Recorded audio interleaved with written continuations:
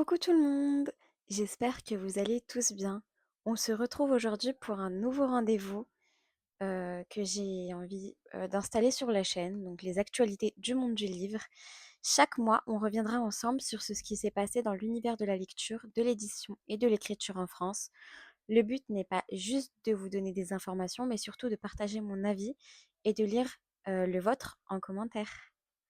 Alors aujourd'hui, on parle des actus livres du mois de juillet. Comme chaque année, le mois de juillet marque le lancement de la rentrée littéraire. Les maisons d'édition commencent à présenter les romans qui sortiront à la fin de l'été et à l'automne. Personnellement, il y a une chose qui me dérange un peu dans cette période. J'ai l'impression que ce sont toujours les mêmes auteurs qui sont mis en avant. On retrouve souvent les grands noms, ceux qui vendent déjà énormément, alors que de nombreux petits auteurs font un travail incroyable sans avoir la moindre visibilité. Aujourd'hui, j'ai presque l'impression que pour réussir, quand on est auteur indépendant ou peu connu, il faut absolument passer par les réseaux sociaux. Si tu ne fais pas de vidéos, si tu n'es pas présent sur Instagram, TikTok ou encore YouTube, c'est beaucoup plus compliqué de trouver, son public. Les auteurs locaux ou ceux qui publient, discrètement sont souvent laissés dans l'ombre alors qu'ils mériteraient parfois autant d'attention que les grands auteurs. Et j'aimerais vraiment, voir davantage de place accordée aux nouvelles voix. Ensuite, on a, le ministère de la Culture qui a relancé, l'opération «Cet été je lis», une campagne qui encouragerait les enfants et leurs familles à continuer de lire pendant les vacances. L'idée, elle est bonne, mais je trouve que c'est pas suffisant. Dire simplement: «Lisez cet été», ne donne pas forcément envie aux enfants de lire. Beaucoup ne savent même pas que cette campagne existe.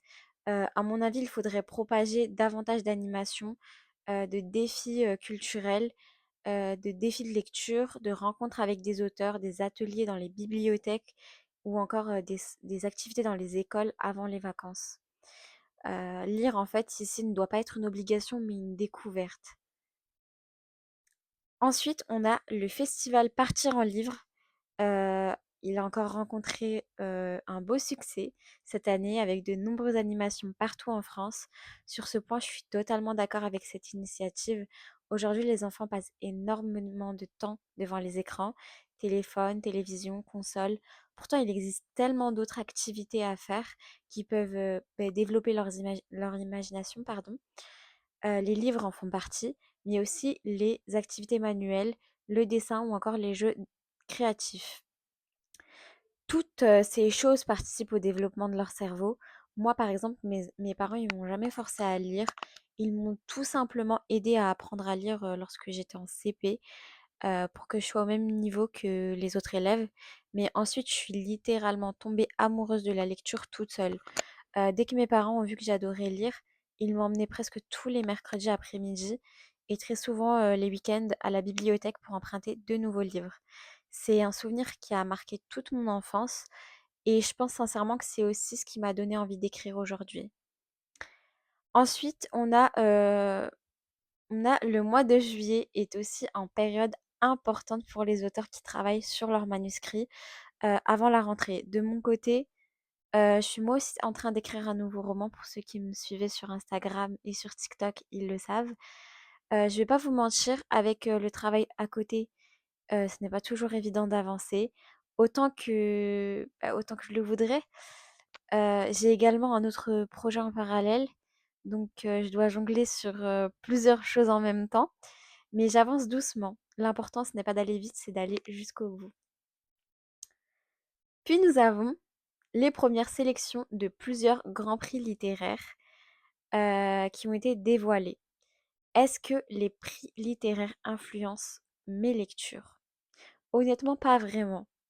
Je pense qu'un prix peut donner envie de découvrir un livre parce qu'il attire l'attention dessus. Il peut aussi rassurer certains lecteurs en leur disant, «Ce livre a été apprécié par un jury».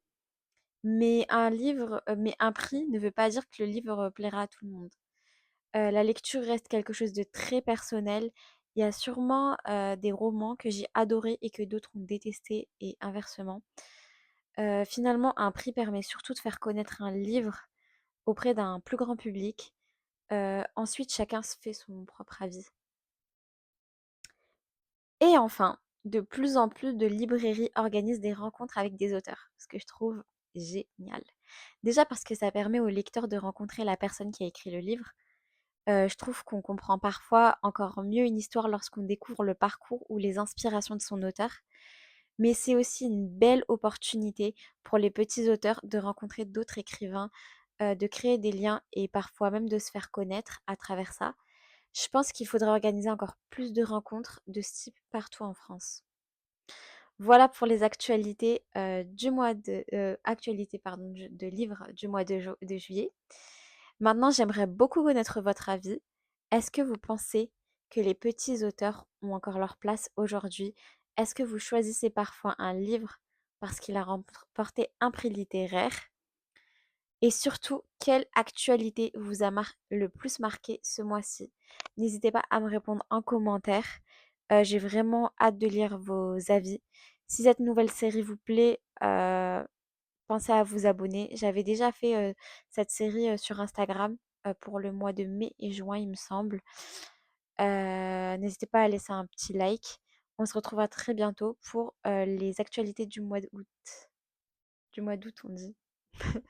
Bref, prenez soin de vous et surtout bonne lecture.